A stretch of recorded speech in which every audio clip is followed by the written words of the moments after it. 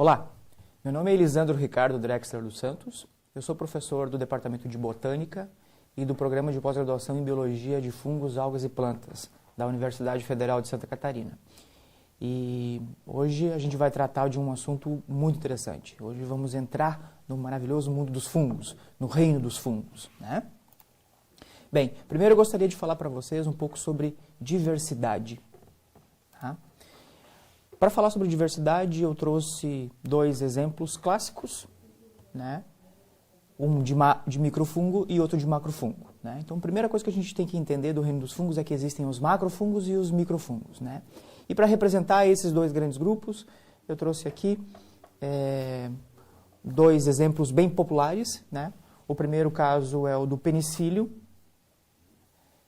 que é de onde foi descoberta e sintetizada a penicilina, mas não é por isso que, principalmente, que é um fungo tão popular. Na verdade, ele é popular por conta da sua aparência e por a gente encontrar de vez em quando algum pão mofado, alguma laranja lá em casa, né? Então tem esse aspecto de mofo ao redor. Se a gente olhar essa porção marginal aqui, ela é bem clarinha, né? É a estrutura somática, ou seja, é o corpo do fungo. E essa outra, mais esverdeada, mais cinza, é a estrutura reprodutiva, ou seja, é o conjunto de esporos que microscopicamente estão sendo produzidos ali. Né? Já aqui, desse outro lado, tem um exemplo muito popular, muito conhecido. Todo mundo já viu o cogumelo vermelho com pintinhas brancas em desenhos animados, em filmes, né?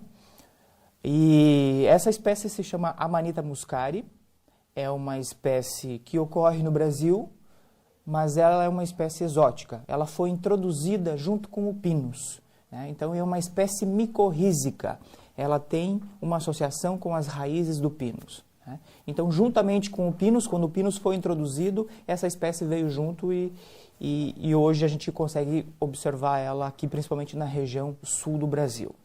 Né? Então aqui um cogumelo é um representante dos macrofungos. Então primeiro, macro e microfungos, certo?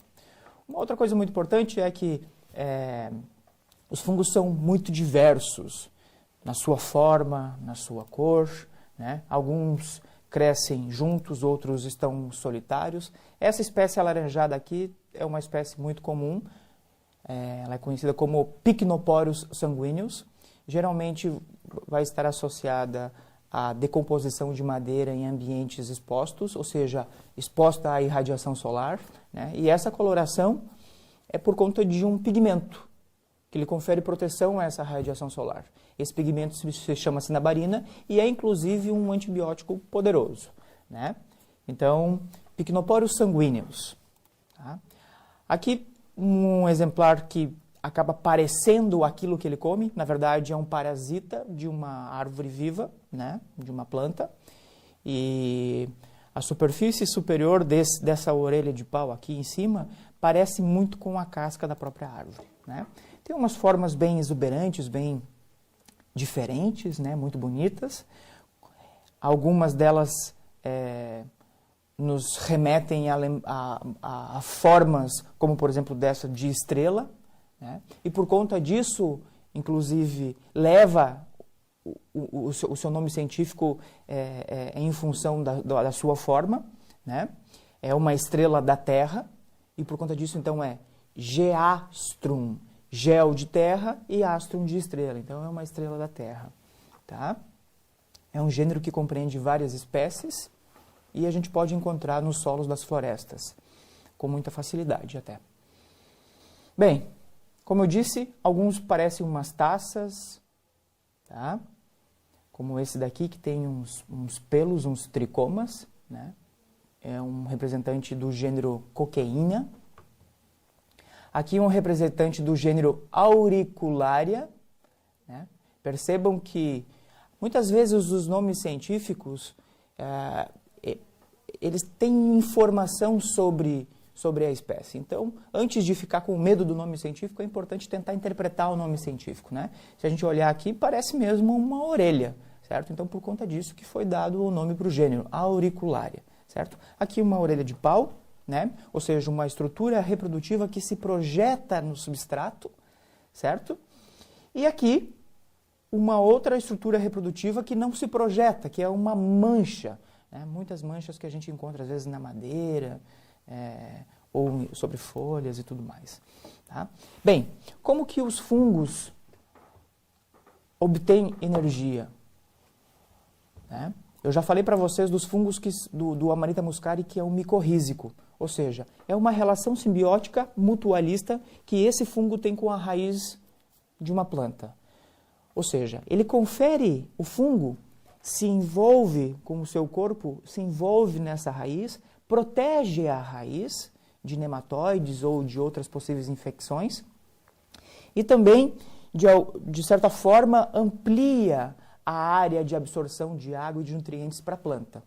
Em contrapartida, ele recebe os açúcares da fotossíntese da planta. Né? Então, a forma como ele obtém energia é a partir da obtenção dos açúcares da planta. Né?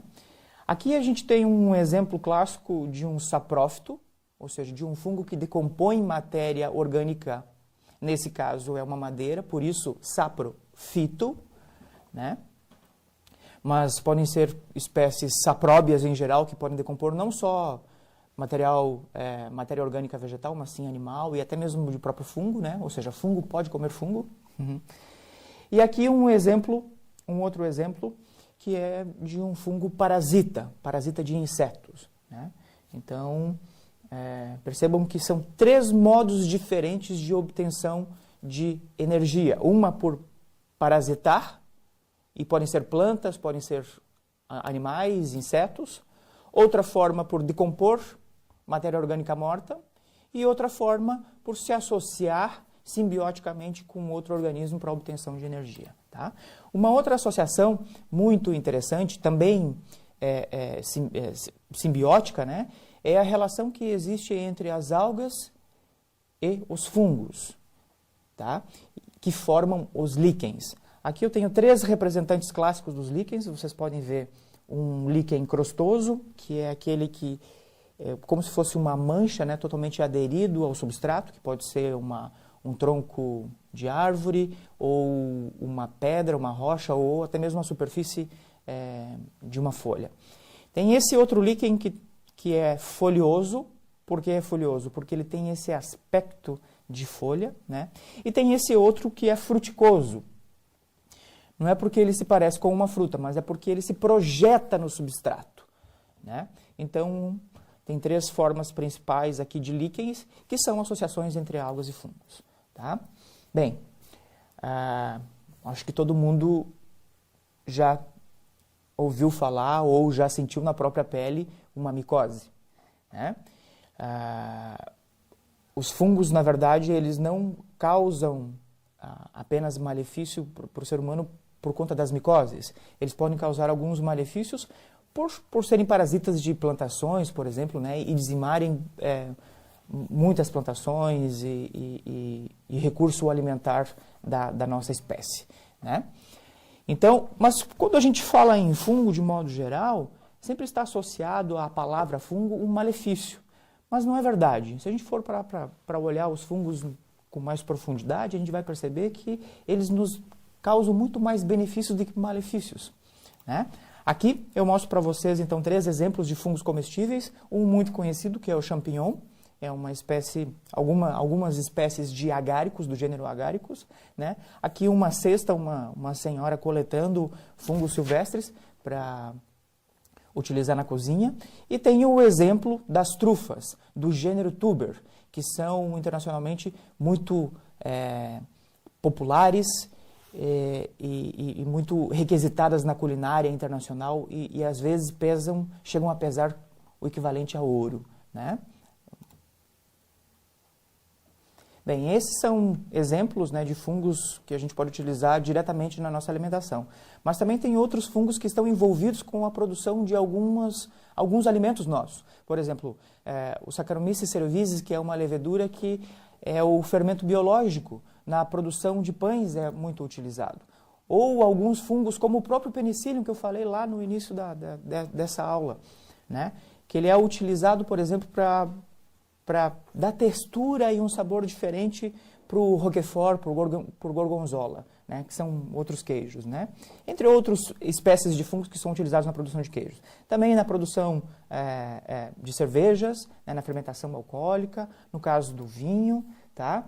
E ainda tem aqueles fungos que são ou nutricêuticos, ou seja, o alimento que cura ou o suplemento alimentar, né, que a gente pode utilizar para enriquecer a nossa alimentação. Então, os fungos, além de ser uma fonte muito rica de proteínas, do ponto de vista potencial medicinal, eles são utilizados de forma milenar em algumas regiões do planeta, como, por exemplo, no Oriente, né? Então, fica a dica. Os fungos são muito importantes também para a nossa vida, não só causando malefícios, mas também pelos seus benefícios.